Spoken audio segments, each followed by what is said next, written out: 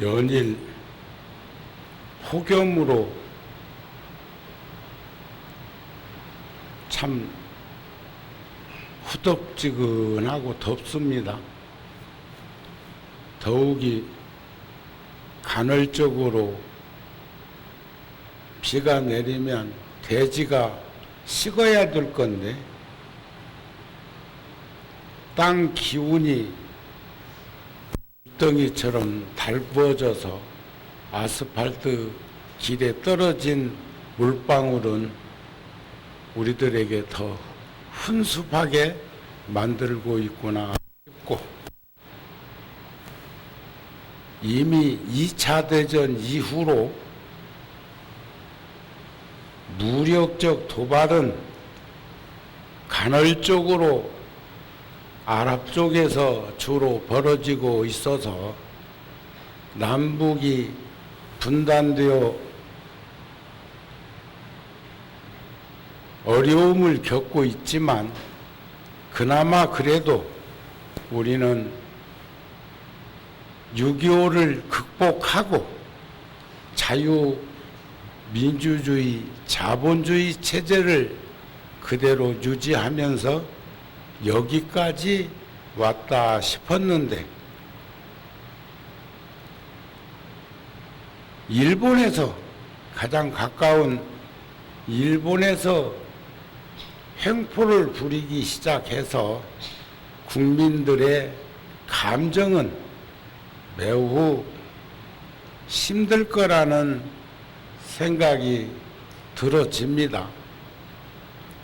그러나 이웃 사촌이라고 직간접적으로 서로 영향을 주고 영향을 받으면서 살아왔는데, 지금에 와서 대법원 판결 하나를 놓고 극단적으로 치닫고 있는 그 양국의 모습들을 보면서 매우 불안한 생각들을 가지고 있는 분들이 많이 있습니다.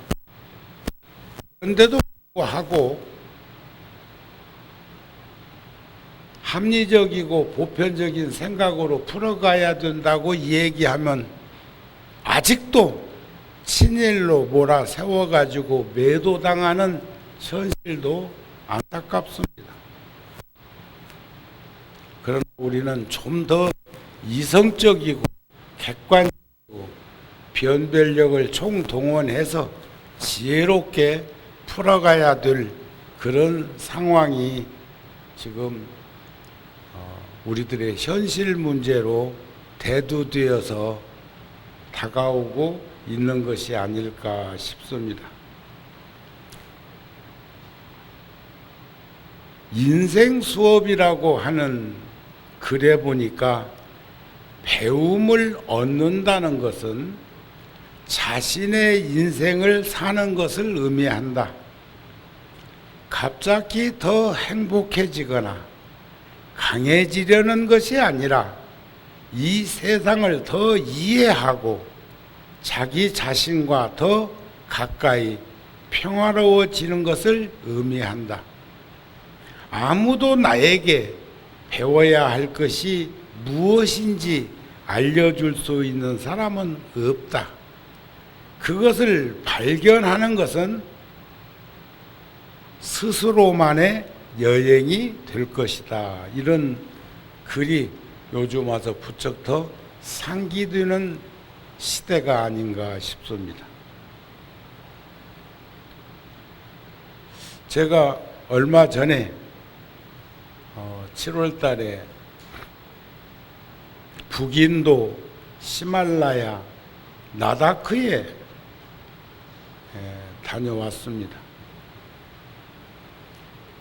구룡사에 한동안 살았던 스님이 그쪽에 여기서 살다가 간 그 스님이 심장재단을 설립해서 청소년들 가운데 몸은 청년으로 변화되어 가는 과정에 심장이 그대로 성장을 멈추고 있어서 생기는 병이 심장 판막증이라고 그러죠. 그래서 우리가 병원 지을 때도 도움을 2년을 지었고 거의 매년 한 10,000불씩 그 심장 재단에다가 보내주곤 했습니다.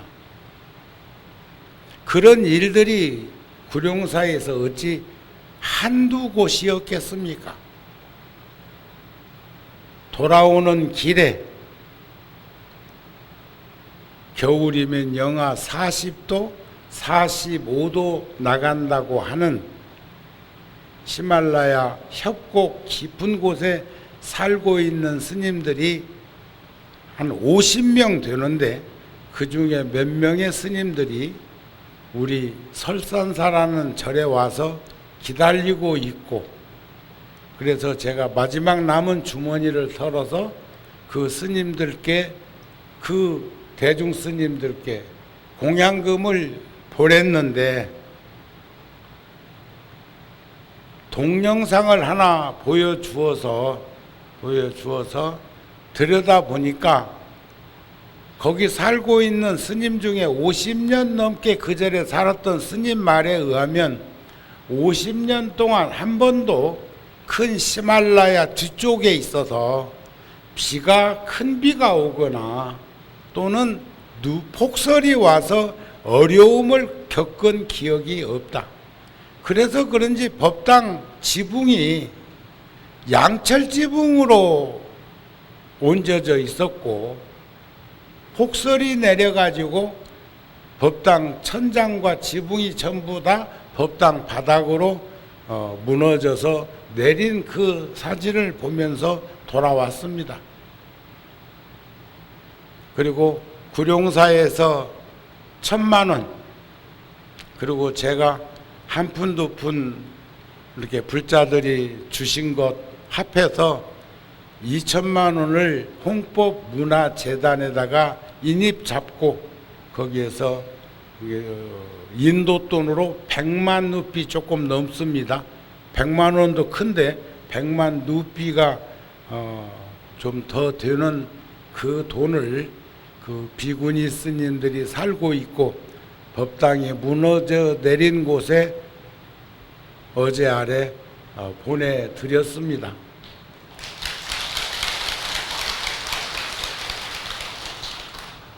잘했죠? 앞으로도 그런 일 더 많이 하십시다. 지금 우리나라는 경제적으로 그래도 지구에 많은 나라가 있는 중에 6.25 전란을 겪은 나라로서, 전쟁을 치른 나라로서 그래도 G20개 국가에 속할 정도의 나라고 경제 대국 10나라 중에 하나라고 지칭을 하고 있습니다. 그러기 위해서는, 그렇게 살기 위해서는 얼마나 우리 선배나 우리 부모, 우리들이 고생을 하면서 극복하면서 살아왔겠는가 싶은 마음을 저버리지 말아야 되지 않을까. 우린 잘 삽니다. 옛날에 비하면 상상할 수 없을 정도로 잘 살고 있습니다. 옛날 우리 선조들인 스님들께서는 농경사회에서 가난하고 힘들 때 불자들이 1년이면 몇 차례 사찰 식량을 대는 방법으로 7월 초하루부터 7월 칠석까지, 오늘 초나흘입니다. 지금 우리나라는 그런 일은 겪고 있지 않고 지금 누적된 쌀을 관리하기 위해서도 1년이면 수백억씩 들어간다는 말을 전해 듣고 있습니다. 그때 가난했을 때는 몇 차례 불자들이 사찰에다가 공양미를 올리기 위해서 7월 7석까지 일주일간 기도를 해서 지금쯤은 옛날 우리 어렸을 때만 해도 지금쯤은 보릿고개도 지나버리고, 그러니까 보리밥도 먹기 어려운 시기에 봉착을 했고, 벼농사가 익어서 추석 무렵이 지나야 햇살이 나오면 근근히 그 고비를 넘길 수 있을 때, 그때 우리네 부모님들은 얼마나 자식들을, 가족들을 거느리기 위해서 힘들고 어려운 환경에서 노력을 했던가를 떠올려 보면 우리는 전부 다 그런 어려움을 겪지 않고 있는 시대에 살고 있는 것이 아닐까 싶은 마음이 들어집니다. 그냥 우리가 저절로 어느 날 하루아침에 부자가 되어서 부귀영화를 누리는 것이 아니라는 것을 잊어버리면 안 될 거라고 생각합니다. 그래서 우리 불교계에서는 늘상 부처님의 유실력과 가피력이 필요할 때마다 염염상속에서 해오던 기도들이 있는데, 얼마나 지금 국가적으로 어렵고 힘든 것에 봉착되어 있으면 전국 사찰에서 100일 기도도 아니고 1000일, 한 3년 잡고 1000일 기도를 통해서 국난 극복을 해야 된다고 하는 종단 방침이 내려졌을까 싶은 마음이 듭니다. 알고 계시죠? 지금 요즘은 칠석불국이니 칠석기도니 이런 것 잘 모르지만, 우리 어렸을 적에는 정월달만큼, 4월 초파일 무렵시만큼 7월 백중도 굉장히 사찰이 분주한 시기입니다. 지금은 뭐 우리 칠열의 부처님을 모시고 칠불법회를 해오던 것도 어느 날인가 소멸되어서 그냥 지나가고 있는 것을 목격하게 되는데, 그때 여러분들이 보리쌀, 보리도 가져오고 쌀도 가져와 가지고 공양미를 올려서 가을 농사 시기까지 사찰에 계신 스님들이 정진하시는데 힘들지 않도록 하기 위해서 공양미를 그렇게 올리던 것이 눈에 선합니다. 우리 내일은 우리 각 포교당에 겨울 채비를 하기 위해서 제천 불교마을 운주함에서는 그동안 심었던 고추보다 금년에는 10,000포기를 심었어요. 10,000포기. 그리고 아주 잘 됐고, 그리고 초벌, 첫 수확을 내일 고추 따러 가야 된다고 합니다. 그 고추를 따가지고 말려서 우리 포교당이나 해외 포교당까지도 그 고춧가루를 보내주는 것 자체가 어쩌면 여러분들께서 공양미를 올리는 것처럼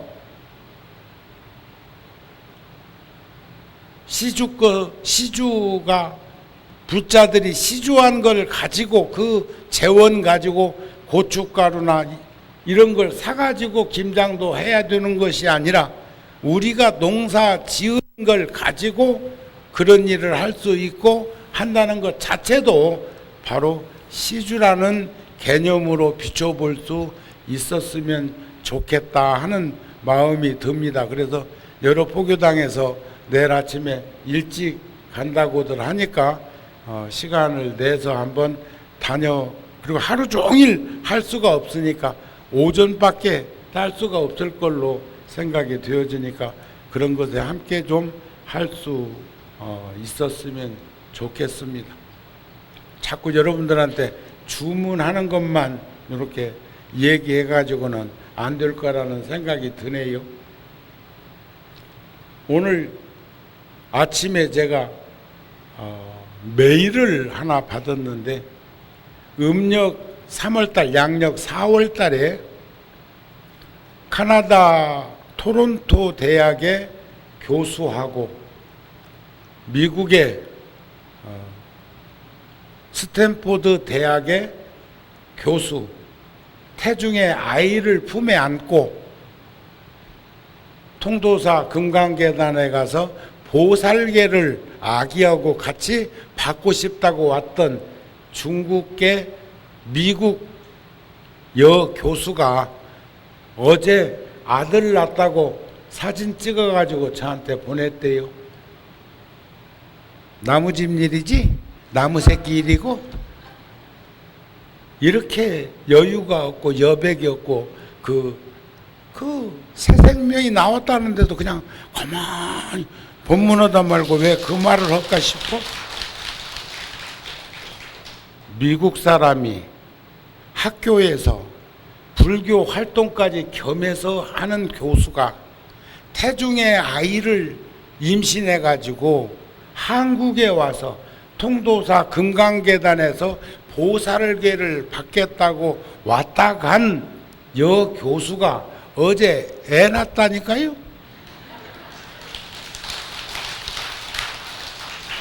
그 아이가 그 인연으로 어쩌면 출가할지도 모릅니다. 부모의 그 불교적인 정신과 아니 세상에 태중에 있으면서 통도사 금강계단에 가가지고 보살계 수지하고 돌아갔다는 게 이게 보통 인연입니까? 인생 난득이요 불법 난봉이라고 안 합니까? 사람 몸 받기가 쉬운 거 아니요. 그런데 부처님 가르침까지 접해서 어머니는 학교 스탠포드 대학은 유명한 대학이에요. 그 대학의 교수가 부부지간에 그 대학의 젊은 교수가 태중에 아이를 품고 이곳에 와서 구룡사에서도 있었죠. 그리고 통도사 내려가가지고 보살계를 받고 산내 암자를 순례하고 그 기쁘고 즐거운 마음으로 돌아가가지고 그렇게 성숙시켜가는 그런 불성을 지니고 있는 부모 밑에서 성장한 아이가 불교적으로 꽃피워질 수 있지 않을까 하는 생각이 들어서 여러분들한테 전해드리는 거요. 심각한 얘기만 할 게 아니라 좋은 것도 끊임없이 반복해서 우리들 주변에서 일어나고 있는 그 모습들도 보았으면 좋겠다. 어제 저녁에 제가 종범 스님 법문을 지방에서 하신 법문을 BTN TV에서 보니까 저는 종범 스님 그 말씀에 동의하고 공감되는 대목이 깊이 저한테 와서 다가온 게 있어서 우리 조상님들이 어디 계시냐 하는 반문사를 해놓으시고 우리 조상의 외형적인 모습은 나다 그래. 나다. 우리 스님들은 여러분들처럼 가족을 거느리고 살 수 없는 처지에 있기 때문에 스님들 돌아가셔서 제사 지낼 때는 꼭 밥 2그릇 떠놓습니다. 그 옆에다가 스님 달해제 상에 같이 밥 2그릇과 국그릇을 같이 놓는 것은 스님이 자손이 없어서 부모님 제사를 지내줄 수 없기 때문에 최소한 조상에 대한 예를 제자들이 스님 대신 돌아가신 후에도 하는 그런 관습이 전해져 내려오고 있는 것도 알고 계시라 이겨. 여러분들은 가신 다음에 뭐가 달라졌는지는 몰라도 그런 것을 우리 대에서 끊어질지도 몰라. 그런데 그럴지는 않겠지. 최소한 종범 스님 법문으로 상기시켜 보면 내가 부모님의 분신이야. 할아버지 분신, 할머니 분신 다 그분들을 통해서 대이음새를 해가지고 왔으니까 내가 나한테 잘하는 것은 조상한테 잘하는 것이 되겠다 싶은 마음이 불현듯 들었습니다. 그렇게 생각 안 되세요? 그러니까 여러분들 혹사시키지 말고 괴롭히지 말고 나한테 잘하세요. 나한테 잘하라고 하니까 뭐 이 정우 스님한테 잘하는 줄 알고 눈이 커지네. 말고 자기 자신을 아끼고 소중하게 하면 그게 바로 조상을 섬기는 것이 안 되겠냐. 왜냐하면 물림 받아서 대물림 받아서 지금의 내 모습이라고 생각이 되어지고 아들 딸에게 잘하는 것은 바로 조상에게 잘하는 것도 되겠다 싶은 생각이 어제 법문 중에서 이렇게 느끼는 마음이 들었다. 그런 말씀이 아닐까 싶습니다. 이해가 되셨죠? 우리 잘합시다. 그리고 늘 상기시켜 드립니다만 유유상종이라고 그러는데 나와 인연 깊게 맺은 부모 형제 처자 권석이 나만큼은 안 살다 갔겠소. 그리고 내가 잘 살면 그분들도 더불어 잘 살아갈 거라고 하는 그런 마음을 저버리지 말고 살았으면 좋겠다. 다만 우리가 시각적으로 안목이 부족해서 믿음은 드는데 확신은 드는데 지금 어디 딱 집어서 누구 왔네? 누구 이렇게 얘기하는 것처럼은 우리가 살피지 못하더라도 확신과 믿음이라고 하는 것은 존재하고 있다는 것에 대한 것을 우린 흐트러뜨리지 않았으면 좋겠습니다. 그래서 우리들은 지금부터라도 다잡아야 늦었다고 생각할 때 결코 늙지 않다고 하는 그 사실들을 우리가 들여다봤으면 좋겠습니다.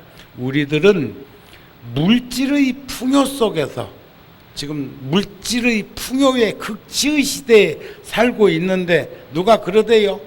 우리나라 사람들이 잘 못 느끼고 있는 게 자기 자신이 얼마나 잘 살고 있고 대한민국 국가가 얼마나 부자인 나라인가를 전부 다 인정을 않는다고 그래요. 이게 얼마나 소금물을 많이 마셨으면 목말라 가지고 그럴까?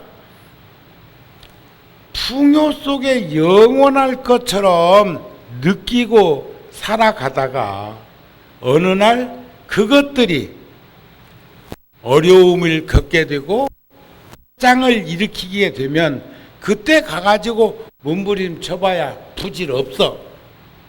제가 이번에 통도사 방장 스님께서 40년 이상, 그러니까 옛날 외정시대 때 세웠던 학교입니다.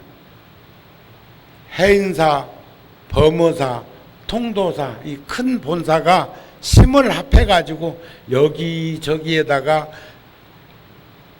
중학교도 세우고 고등학교도 세우고 대학교도 세우고 막 그랬어요. 동국대학교 같은 경우에는 통도사가 재정적으로 한 60% 정도, 60% 정도의 최초의 출자한 사찰입니다. 그리고 월정사는 그 후에 학교를 운영하는 팀 속에 오대산 월정사 스님들이 포함되어 있어가지고 거기서는 그 후에 그 학교를 발전시키는데 또 큰 재원을 염출한 사찰이라고도 합니다. 그래서 많은 스님들이 이사로 있는데 그 중에서도 통도사와 월정사 스님 중에는 출자 사찰로서 이사가 되도록 되어 있고 통도사 스님들이 지금 이번에 이사장 되신 스님도 통도사 스님이시니까 동국대학교 이사장을 과거에는 거의가 다 통도사 스님들이 이사장을 하시기도 했고 또 월정사 스님이 하시기도 하고 이런 것들이 그냥 문서로 작성되어 있지는 않지만 그랬는데 70년대, 80년대에 지금은 그래도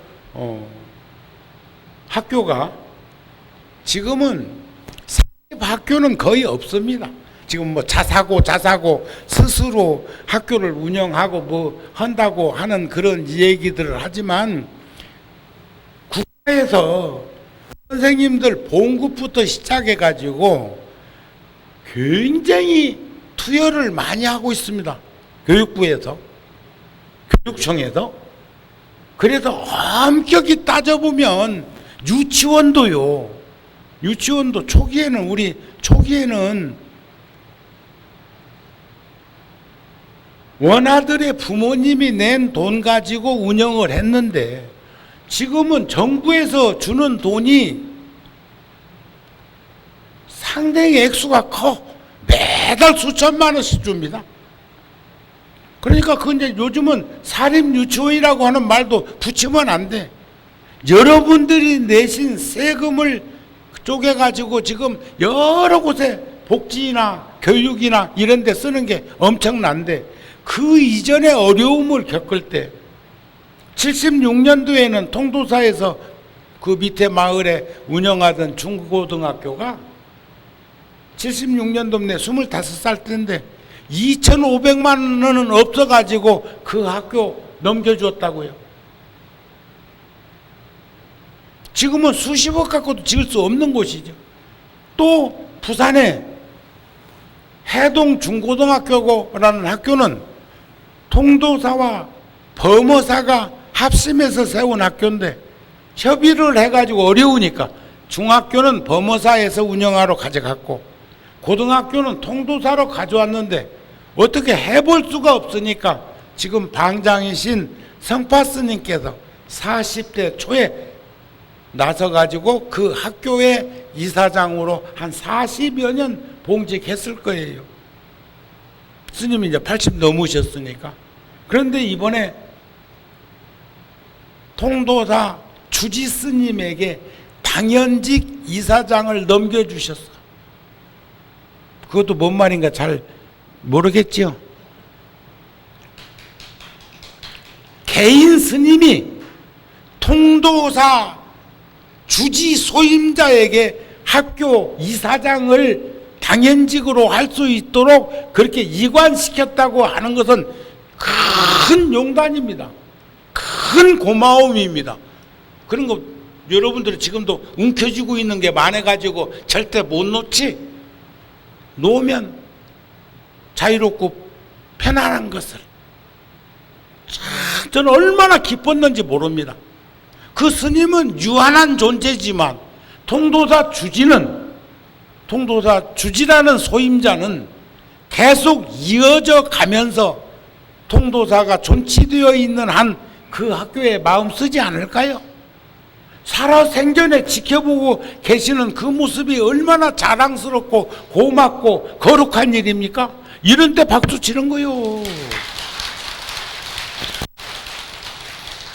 그런데 여러분들은 움켜쥐고도 움켜쥐고 있는지를 몰라. 그러니까 감이 안 와. 그걸 무기력증이라고 하는 게 아니고 불감증이라고 그러대. 불감증. 전혀 감정이 움직여지지 않는 거.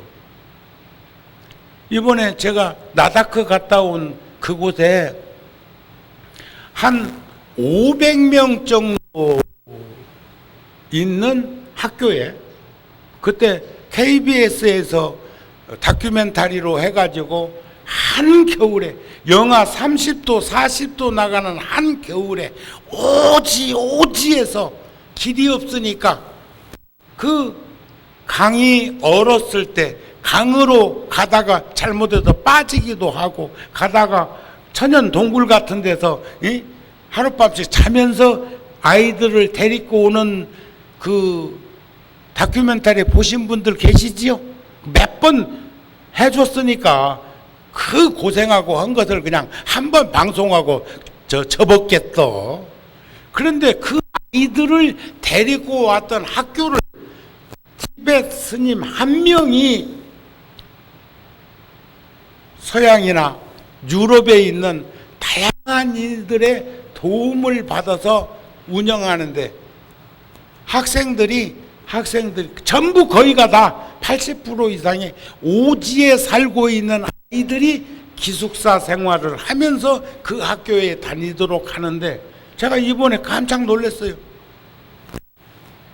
한 스님이 시주, 화주, 공양금을 받아갖고 운영하는데 한 아이가 기숙사 생활하고 일괄적인 학교에 내는 수업료까지 다 포함해가지고 1년에 20만 원 정도만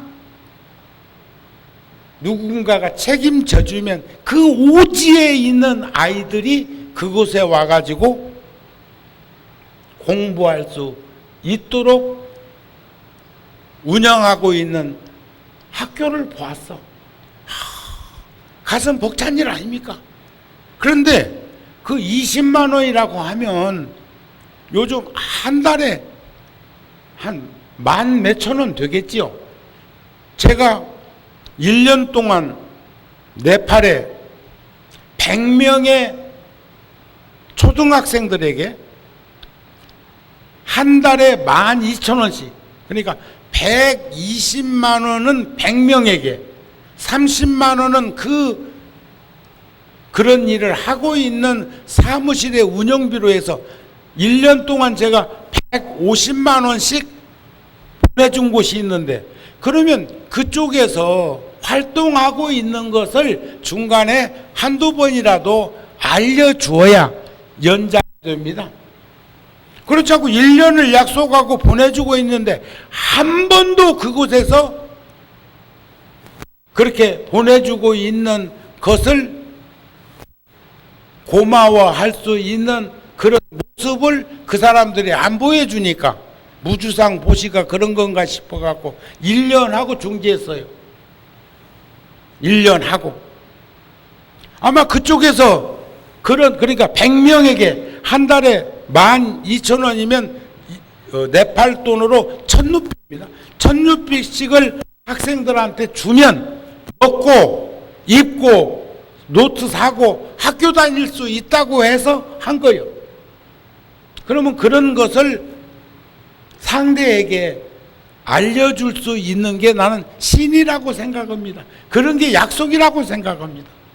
지금 구룡사하고 일산 열애사에서는 10년 넘게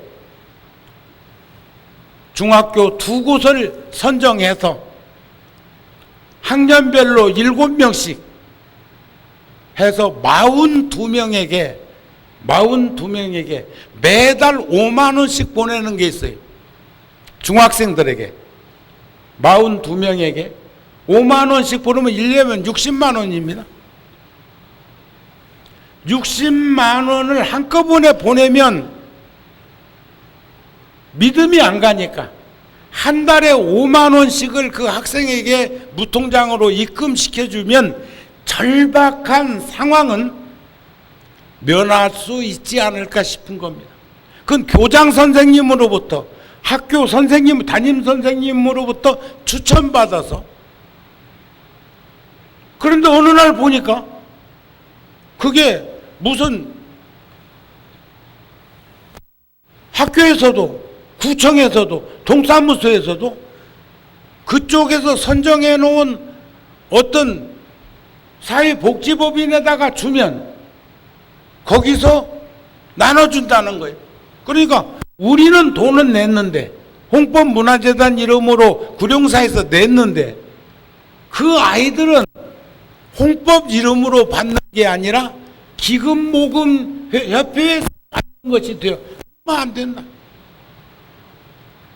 구룡사라고 하는 것은 알지 못하더라도 홍법문화재단이라고 하는 불교에서 이런 마음을, 그래 그 아이들이 편지 한번 고맙다고 하는 이런 걸 한번 받아본 적이 없어서 제가 정신 차려서 눈 뜨고 바라보니까 엉뚱한 데로 가가지고 거기서 보내고 있더라고요.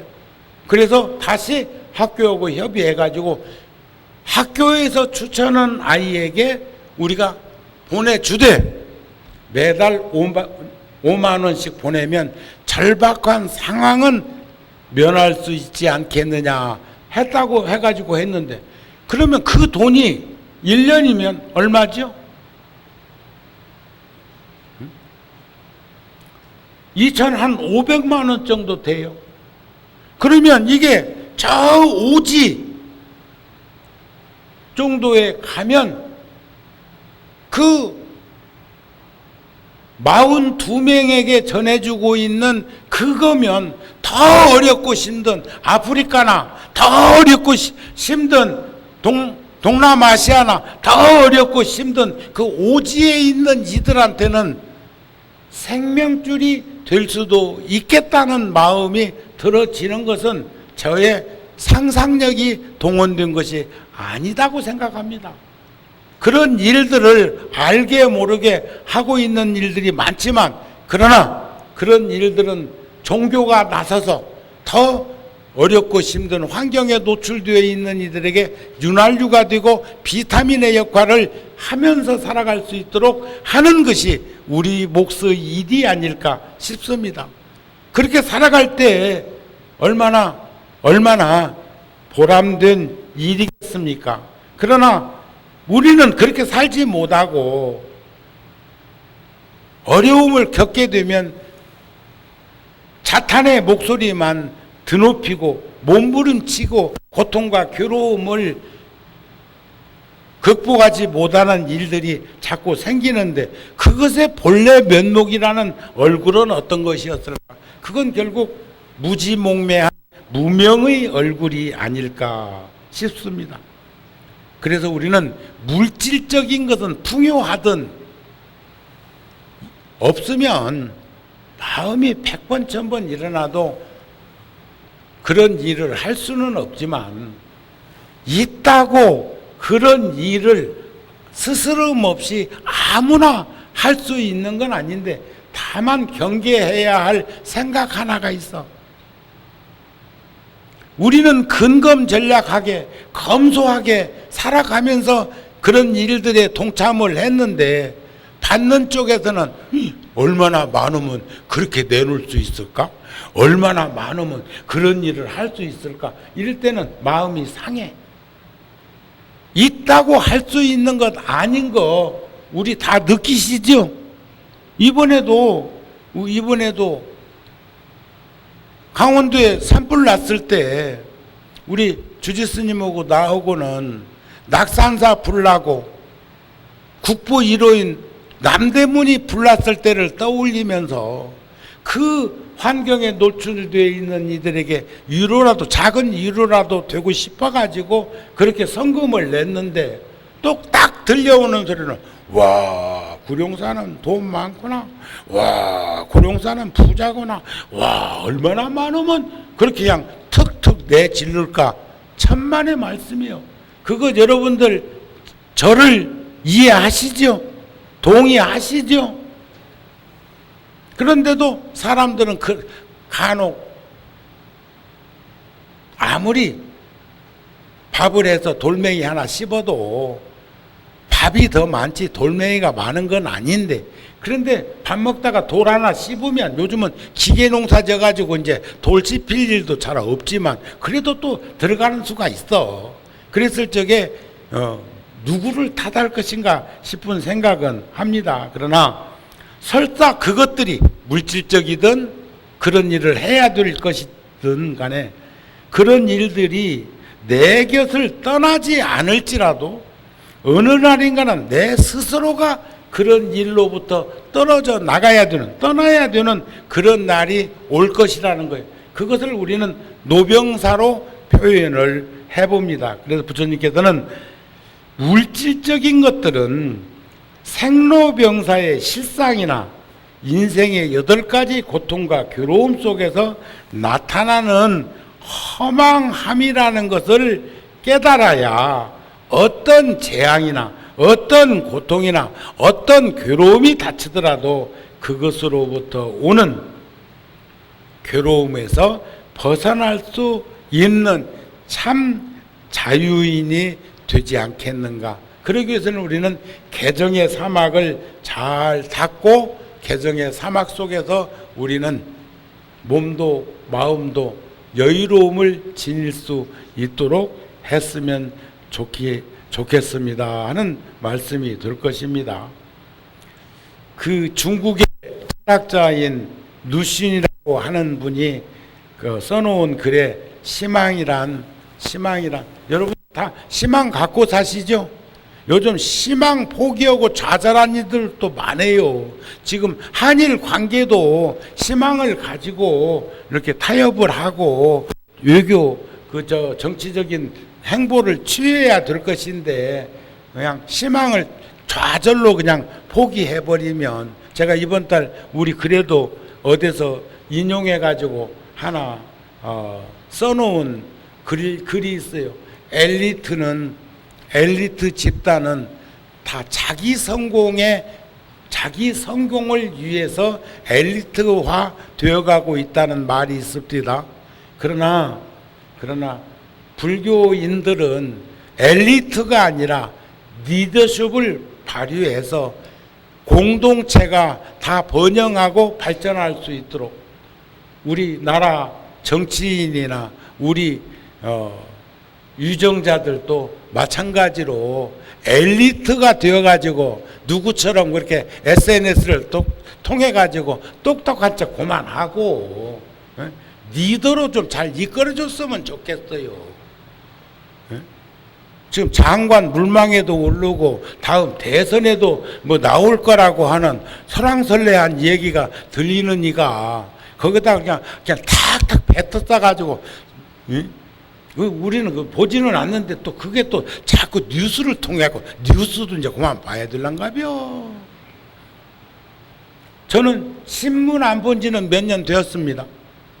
신문을 3일을 안 보면 바보가 되고 신문을 3년을 안 보면 도인이 된다고 그래가지고 신문 안 본 지는 눈이 침침해지면서부터 안 봐버려.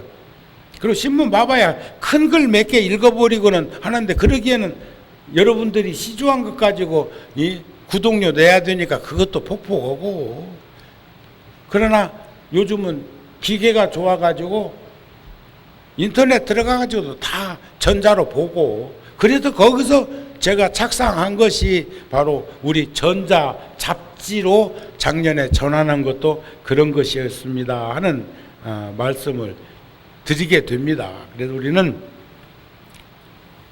엘리트 집단의 한 일원이 되지 말고 리더가 되어서 공동체가 다 번영할 수 있고 발전할 수 있고 행복할 수 있고 희망을 끈을 놓지 않도록 하는 데에 우리가 자양분이 되었으면 좋겠다는 말씀을 드리고 싶은 것입니다.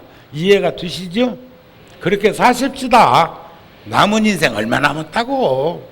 그래서 그 누슈는 희망이란 본래 있다고 할 수도 없고 없다고 할 수도 없더라. 그것은 마치 땅에 길과 같은 것이다. 본래 땅 위에는 길이 없었다. 한 사람이 가고 또 한 사람 가고 걸어가는 사람이 자꾸 늘어나 많아지면 그곳이 바로 길이 되더라.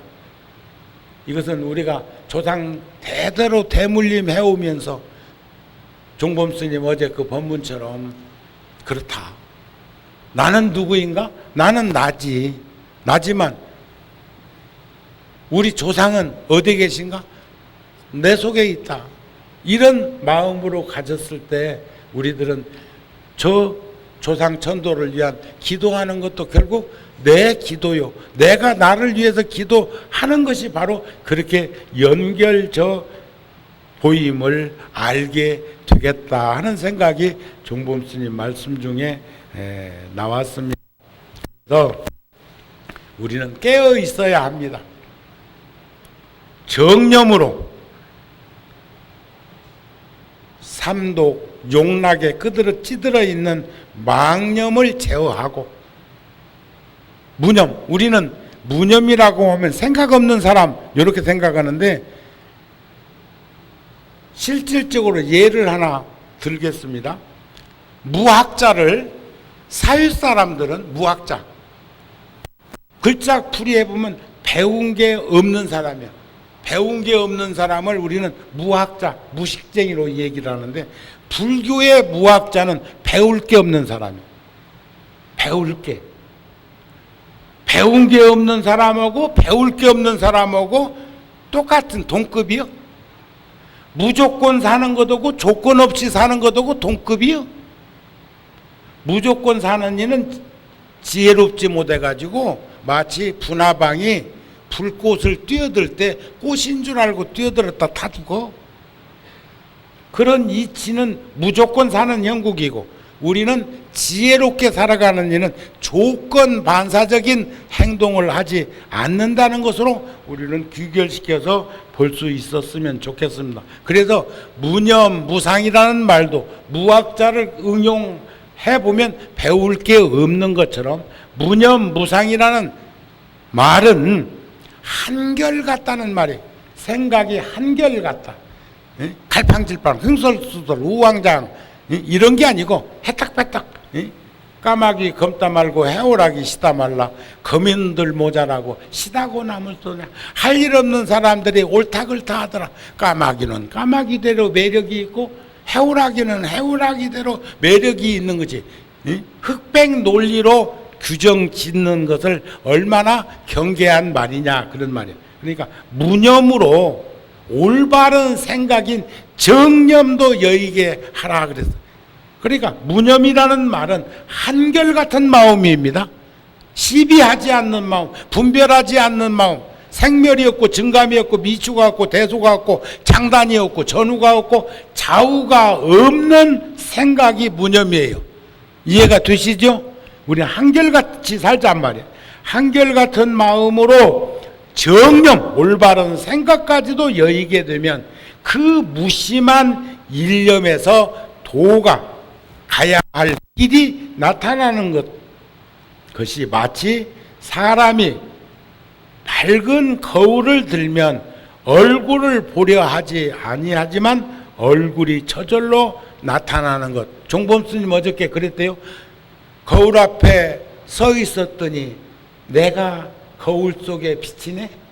그러니까 우리는 기도하고 염불하고 참선하고 정진하고 뭐 다양한 수행정진을 하는 것은 마치 거울을 맑고 깨끗하게 닦는 형국과 같아. 그것 자체가 성불은 아닌데 그 맑고 깨끗한 거울을 바라보니까 나를 보려 하지 않아도 저절로 내 모습이 나타나는 것처럼 기도정진을 열심히 하고 참선수행을 열심히 하면 내 본성이 저절로 드러나는 것이다. 밝음이 오면 어둠이 저절로 사라지는 것처럼 농부가 밭에 씨앗의 종자를 심으면 새싹이 돋기를 기다리지 않더라도 저절로 싹이 나. 엊그저께 고추무종 해놓은 것 같은데 벌써 만포기가 그냥 주렁주렁 얼마나 토양이 좋은지. 그리고 같은 장소에다가 같은 걸 계속 심으면 안 됩니다. 우린 땅이 넓기 때문에 금년에 여기다가 심었던 데다가는 딴 걸 심고 고구마를 심고, 작년에 고구마 심었던 데다가 고추를 심고, 이렇게 왕래 1년 간격으로 이렇게 왕래를 하고 걸음을 주고 잘 가꾸고 하면은 그런 현상이 드러나는 것을 우리는 우리 인생에서도 잘 살펴보았으면 좋겠습니다. 등불을 켜면, 해가 솟으면 어둠을 없애려 하지 않아도 저절로 어둠이 사라지는 그 이치, 이런 것들을 우리는 어떻게 해야 할 것인가? 그게 바로 깨어 있어야 되는 과정이라고 생각하고, 그 깨어 있는 그 모습은 바로 망념은 정념으로, 정념까지 무념으로 다스린다는 것은 한결같은 마음으로 소소영량하게 드리워지는 그러한 삶을 살게 되면 우리들은 충분히 내가 내 스스로를 보지 않겠느냐, 그런 말씀입니다. 우리는 이제 자유로워져야 합니다.